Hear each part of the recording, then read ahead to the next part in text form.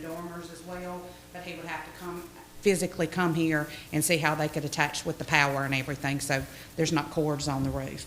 The estimate we've got, just the first estimate, I've got two others coming, is $6,750. And that would be for a light that stayed on Town Hall at all the time. And it's tucked up under, so it's not like big light bulbs hanging that looks like you've left your Christmas lights up all Isn't year. that cheaper than the 2-month Very quote we much had last year? cheaper. Very much cheaper, absolutely, yes. And he said that it's an LED light. You can turn the lights bright. So if you want them to be like floodlights all the way around, you can do that, or you can do every other one, every fifth one, to just make it more like mood lighting and just put a little bit of light, or you can make them as bright. And if you'll get on Envision Williamston's Facebook, I actually shared the post on this particular brand, and you can see kind of some of the things that they do and everything for that. Does that include the installation and everything, Roberta, or is that just the lights? That was the whole thing. And they're doing one right now in Chesney at an individual house, but he said this isn't like our house, like a normal house. This is somebody in Chesney, yeah. And he said that they hope to have that up running probably by tomorrow. They were going to be finishing, and he said we would be welcome. He'd send me the link, and we could look at what they had done there on this spectacular house. It's 6,000, 7,000 square feet, and we're coming up. We had about 241 feet across the front of Town Hall, so we told them to estimate at about 250 with the center peak on that. You have a time frame, Roberta, if we gave the go-ahead? I asked him, I said, I doubt very seriously with it already being in October that we would be able to get it for this year. And he said, if we're only doing a straight run and one peak, he said he could definitely get us in. And I told him when our winter wonderland was, and he said he felt sure. And they custom make them, so they make them. And then I asked him also how hard it is to add on. I said, because if we can beg some more funding or get some more money, we might want to add on to the sides or even the back Well, I and was everything. thinking if we really like it, we could do that, after Christmas or whatever, and it would be. And I even told him that, and I hadn't even started to try to talk him down on this price. This was his original price, but everybody knows I'm gonna try to talk him down on it. But I even told him that this would be something that we would consider at the park on the shelters, instead of having the light bulbs that every year they have to go replace light bulbs and stuff, because this is actually tucked up underneath the eaves and looks nice all the time, but then could be whatever color we wanted it for whatever occasion. But it can be. Or the amphitheater. The amphitheater would be great. And so we've got the poles coming to the amphitheater. We've got that approved, and he's designing that right now and figuring out the last thing. And he did say that he would put some banner holders on the poles that are closest to the stage, but he said that would probably be a little additional cost. And I told him I'd come twist the mayor's arm on that when the time came. But we'll handle that. And then the other thing that we had going on was our facade improvement program ends October the 11th. So if you know any business, we've got a little over $2,000 in that account that we really want to give to a new business. It can all go to one business. We can break it up. But if anybody wants to sign, if they want to do anything in front of their business, please tell them to fill out this application and get it in so we can get that $2,000. It's got to be a new business, or it can be? It does not. Okay. It can be an existing business. It's just for improvement. And originally it was just the Main Street corridor, and somebody asked, well, what if I'm a little outside? And it was just like, submit it and let the board decide when they get it in. Just anybody who's got a business inside the corporate limits of Williamston, I say submit and see what, and if we can give the whole $2,000 to one. Now it is a 50-50 match. So if we give them $2,000, they've got to spend $2,000 of their own. But one of the recipients before was Rains, and they got their sign put up, and we paid half the money for that with the facade. So great program. And the last thing, we had 3 long-term board members who had resigned, not because anything was going wrong, their time was just up. We lost Renee Presley, Faye Mears, and David Mead. But we got 3 new board members. We got Chase Maddox, he's Mad Dog's Barbecue. We got Hannah Mulligan, she was previously First Citizens, but as of today, she's St. John Methodist Church again. And then Joy Zapata, she's the credit union. And so we're excited about our new board members. And that's everything I have. So Roberta, I'm assuming that if you want to do those lights this year, we'd have to take a vote on it tonight and actually get it approved tonight. Raym, do you have a problem with us doing that? Do you see any legal reason we can't do that? She is on the agenda as a presentation, but it's not typically an action item, but I know that it's not it's not something that would be of great public concern either, and it's time sensitive. You can go ahead and vote, but leave it open to choose for outside bids. She said two more bids. Okay. You can do a contingent on that. Members of council, I would ask that do we need to do a budget amendment for that, do you think? We've already got a contingency in hospitality. Members of council, I would move that, it's rare that I do make a motion, but at this point in time, I'll move that we allocate up to $6,750 out of our hospitality tax contingency to be used for the purchase of lights and the installation of lights in front of Town Hall. If we can get it less expensive or we can save some money, I will definitely do that. I'll work with Roberta in making that happen, but I'll make that in the form of a motion. I'll second. I have a second by Councilman Alexander. Any discussion on the lights? We know approximately how many additional feet it would be to do the, what do you call it, to do the, Dormers? Yeah, He said he would have to come out here and actually take a look at it, because he said because they're all separate, he didn't want extension cords to be running across the roof, so he would have to just get up there and logistically see where they could plug into one and attach to the other, so that there wouldn't be multiple cords on the roof to make, because it is gonna be up there all the time. And obviously, we don't want holes drilled in our brand new roof, so. I don't have the foggiest idea who this contractor is or anything, but I will definitely be involved with it to ensure we don't have just it's gotta be more than just a drop cord hanging out the side of the building. Yeah, If it's gonna be done, it's gonna be done right. Yeah, and it's permanent lighting, so it makes. Any other discussion? Hearing none, we shall call the question. All in favor? And we have none opposed. Get with me on that, please, Thanks, sir. before you give me the go-ahead. Okay. All right, item number 1 in old business, we have second reading on ordinance to rezone property located at 12 and 13 College Drive. If y'all remember, last month, on the 11th, we had the partners from Big Creek Station. This is a request from them that comes as a recommendation of the Planning Commission to rezone those 2 parcels as planned development. I'm not going to read the entire thing. Y'all have it in your packet. When you're satisfied with it, I will entertain a motion. Again, this will be second and final reading to take those 2 parcels of land and place them in planned development district. I make a motion to accept. Have a motion on the floor by Council Lady Austin. I'll second. Second by Councilman Haygood. Any discussion? Hearing none, we'll call the question. All in favor? And we have none opposed. Y'all pass that around, sign it, please. We have a second reading on the ordinance to amend Chapter 90, Article 9, Section 90-287 on accessory uses. Raym, are you prepared if I defer this to you?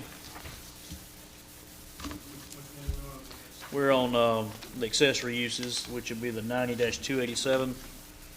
I believe this excludes shipping containers.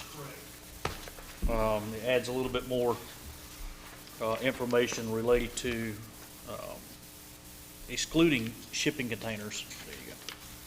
You will sign that and then give that to Michelle. Excludes shipping containers from standard, I'll read it right quick. The amended section. In addition to principal uses, each of the following uses is considered to be a customary accessory use and may be situated on the same lot with the principal use or uses to which it serves as an accessory. Uses customarily accessory to dwellings. A is a private garage, B, an open storage space or parking area for motor vehicles, provided that such space shall not be used for any more than 1 commercial vehicle licensed as 1 ton or less in capacity per family residing on the premises. And Section C is the area that we're excluding. Section C is a shed or tool room for the storage of equipment used in grounds or building maintenance, excluding shipping containers. And then it goes on to note that a shipping container is not considered a building, therefore approval for use must be approved on a case-by-case basis by the zoning administrator or planning commission. So that's the changes that were made to Section 90-287 of our ordinances. It doesn't say specifically you cannot have a shipping container. What it says is a shipping container has to be approved for a residential use. At this time, I'll entertain a motion to adopt that on second reading. I make a motion to accept. Have a motion on the floor by Council Lady Austin. Second.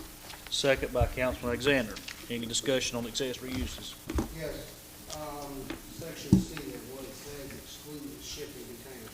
Now did I understand you right, that's going to, the decision to grant that that's going to vary by case based on the, I guess based on whatever the use is going to be for whoever's going to use it and whether or not that will be granted. So that's going to vary from case to case, correct? There may be a case, Councilman Haygood, where a shipping container might be an acceptable use, particularly in a business district or something like that, if it's, placed along the back of the property or it's not visible from the road or something like that. But that would be reviewed on a case-by-case basis. The standard is, it's not considered an accessory building and it's not permitted unless you go through the planning commission. It's not designed for habitation. Right. That's one of the main things. Or it's, well, actually, it says it's not designed, not considered a building, a structure. So it's not designed for habitation or even storing lawnmowers, whatever in it. However, a lot of people do that, and that is permitted on a case-by-case basis. I doubt very seriously that approve that in a residential neighborhood, but maybe in a commercial or an industrial type facility, it might be allowed. Okay. Thank you. My pleasure. Go ahead. Briefly, if I may ask Mr. Campbell a question. Absolutely. I apologize, I should have asked you this before the meeting. Is there with the provision that says that it will be allowed on a case-by-case basis by the zoning administrator or the planning commission, is there a reason the planning commission had where we couldn't instead have it designated as a special exception, which from 90-280 would have approval by the planning commission? Basically, instead of by the zoning administrator or planning commission, just have it go through the planning commission, and they have to, it says, in our special exception, subsection, again, 90-280, that they would, certain character controls in order to ensure compatibility with other uses in the district, and they have to have a public, meeting on it. So I guess my question to you is, was there any reason, or perhaps the planning commission too, is there any reason where we couldn't just say it can only be by special exception, which would require a vote of the planning commission? That would be before the zoning board of appeals, instead of the planning commission, because anytime you have a special exception or variance, you have to before the zoning board of appeals. Well, and it's my understanding that you would, for a variance, that you're correct, that you would go before the zoning board of appeals, but for a special exception, and one of the most common of which is a mobile home, that you would go before the planning commission. You may be And then if a person disagreed with the planning commission, then they could appeal to the zoning board of appeals. Which at that time would give the community the opportunity to voice their opinion as well.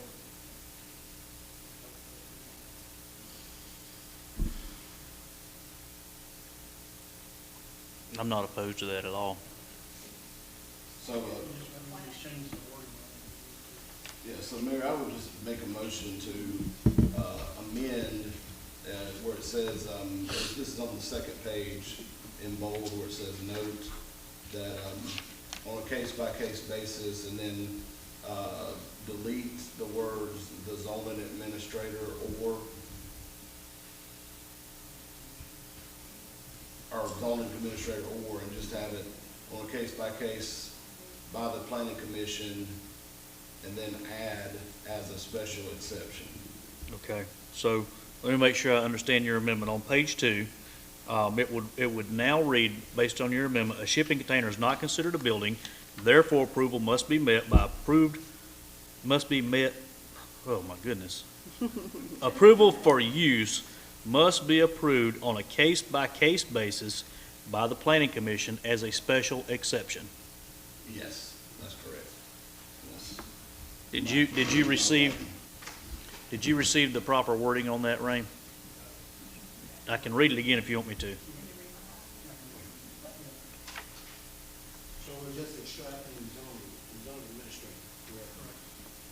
And the reason for that is just so it would be, to me, that's more unified with the rest of our zoning ordinances. I will second your amended motion. All right, we have a motion on the floor and a second to amend page 2 to read as I just read. Do we have any discussion on the amendment? Hearing no discussion on the amendment, we'll call the question. All in favor? And we have none opposed. Now, we'll have, when y'all have had a time to absorb the information provided, I will entertain a motion to adopt on second and final reading, section 90-287 as amended by Councilman Cole. Move to accept as amended. I have a motion on the floor by Councilman Alexander, second by Councilman Haygood. Any further discussion? Hearing none, we'll call the question. All in favor? And we have none opposed. Y'all bear with me just a moment. Let me pin this information in. Lee, can I have that one more time? And then we're going to pass this around to go ahead and execute this.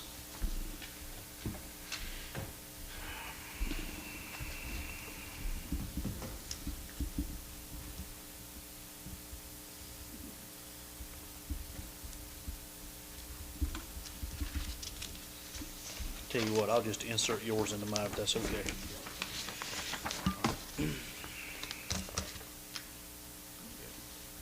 All right, next up, we have item number 3, second reading on the ordinance to amend Chapter 90, Article 5, Section 90-123, in the Office Commercial District. Raym, are you prepared to kind of give us a synopsis on that again? Office Commercial District. If I remember correctly, this one, this had to do with multifamily. I do remember that much. Pass that back around, please. Sign that and pass it around.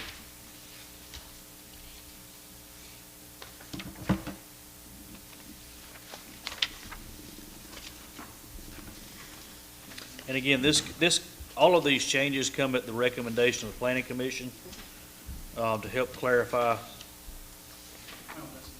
things as they come from time to time. Yeah, this is one we took out, we did not have transitional supportive housing in the office commercial district. And we instead place that into multifamily, correct? Okay. So basically, office, commercial district, it takes out transitional homes out of it. And that does the same thing. Mayor, Go ahead. what that was for is to clarify, we've had a lot of calls about institutional and office commercial space for transitional or supported type housing. And all that was to do is to clarify that in those two classifications, that those type things are actually housing and they belong under multifamily. Understand. So it removes them from OC and places them in multifamily residential with some restrictions, and you can find the restrictions there. Understand. But that does the same thing with the item number 3 on our agenda, 4 on our agenda, 5, and then 6 will be the ultimate update of multifamily residential, and that's what clarifies. Right. Okay. And that was just for a clarification that we do allow that, but in the proper zoning. Okay. All right, so item number 3, when y'all have had a chance to review it, if anybody has any questions, we'll do that after we had a motion and a second. This time I entertain a motion to adopt on second and final reading the amendments on 90-123 before you. I'll make a motion. Have a motion on the floor by Council Lady Austin, second by Councilman Alexander. All right, discussion time. Any discussion on that? Hearing none, we'll call the question. All in favor? And we have none opposed. We will sign that one, pass it on back around. All right, item number 4, second reading on the ordinance to amend Chapter 90, Article 2, Section 90-27, the definitions, and I think that's where you go through and actually spell out what transitional housing is.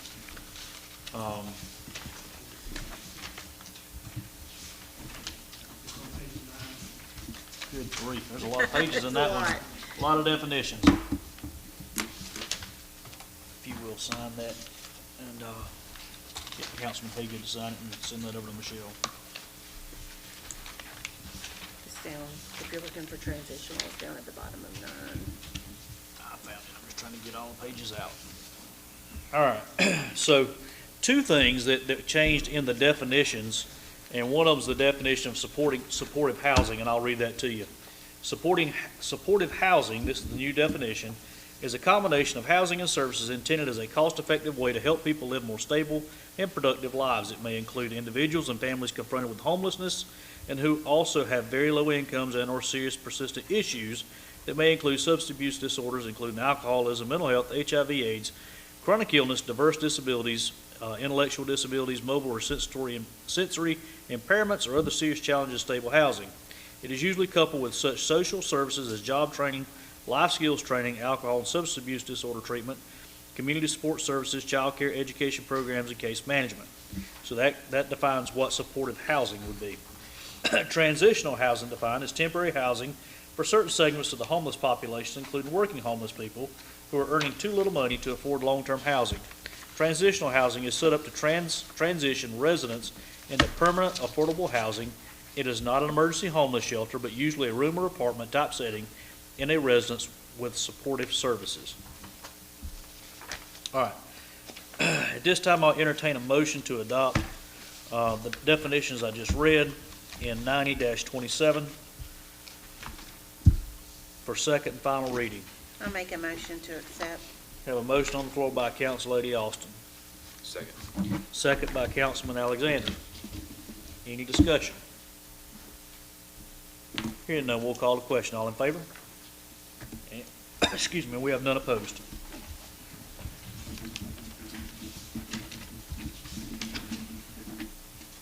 Item number 5, we have second reading on the ordinance to amend Chapter 90, Article 5, 90-126 on institutional. Again, same thing. On page 2, rehabilitation centers excludes transitional supportive housing, which fall under multifamily zoning with approval by special exception. And again, I'll reiterate, the transitional and supportive housing do fall under multifamily. Is that an MF classification? MF classification with special exception on each one. Okay? And again, that's under institutional. At this time, I will entertain a motion to adopt on second reading and final reading on that amended change to 90-126. Move to adopt. Have a motion on the floor by Councilman Alexander, second by Council Lady Austin. Any discussion on item 5? Here none, we'll call the question. All in favor? And we have none opposed. We'll pass that around and do the same. Last item, old business, item number 6, second reading on the ordinance to amend Chapter 90, Article 5, Section 90-119, multifamily residential district.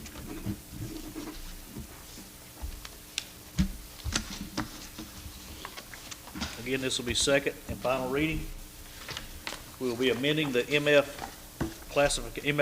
classification in section number 2, group housing, transitional supportive housing, provided such facilities conform with any applicable requirements of the state, and provided plans for such facilities receive the written approval by the town's contracting permitting agency, the fire department, prior to issuance of any permits. Construction operation copies of such approval should be attached to the building permit and retained in the files of zoning administrator. And then I believe that's it. At this time, I'll entertain a motion to adopt on second and final reading the amended section 90-119 dealing with multifamily residential district. So moved. Have a motion on the floor by Councilman Cole, A second. second by Council Lady Austin. Any discussion?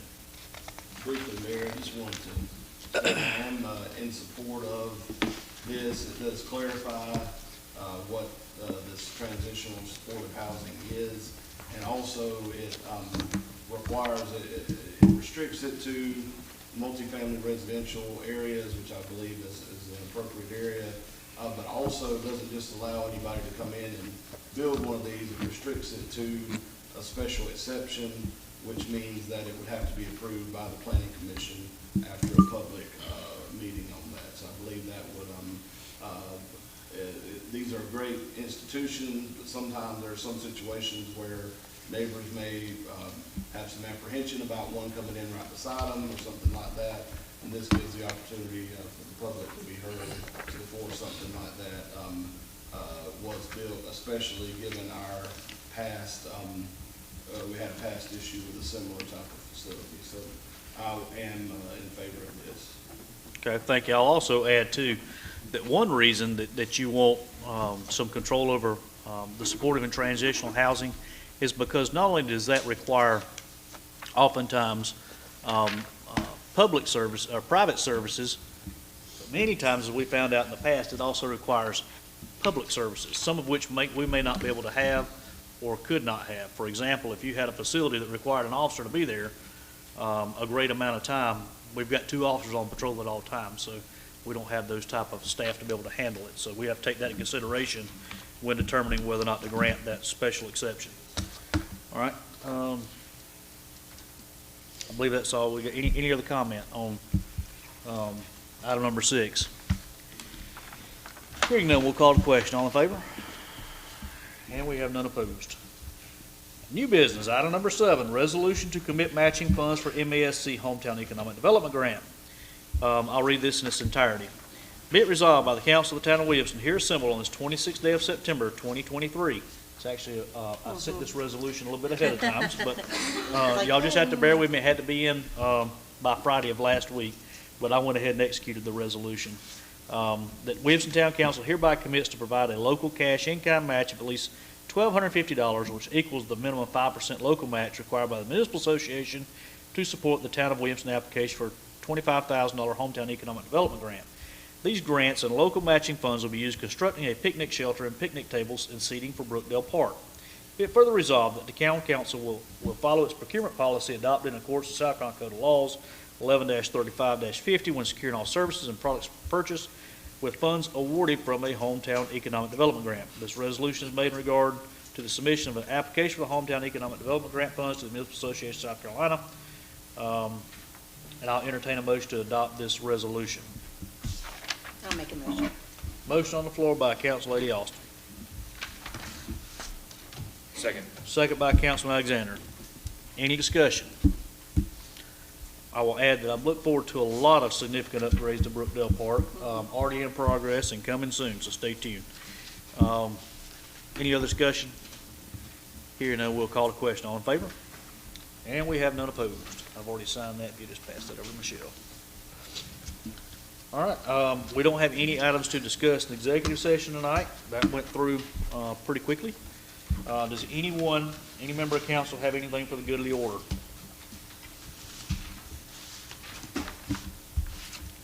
Hearing none, I'll proceed to close. This time I'll entertain a motion to close our meeting. So moved. I got motions all over the floor. Councilman Alexander will give you that one. Second by Councilman Cole. Any discussion on closing? Hearing none, we'll call the question. All in favor?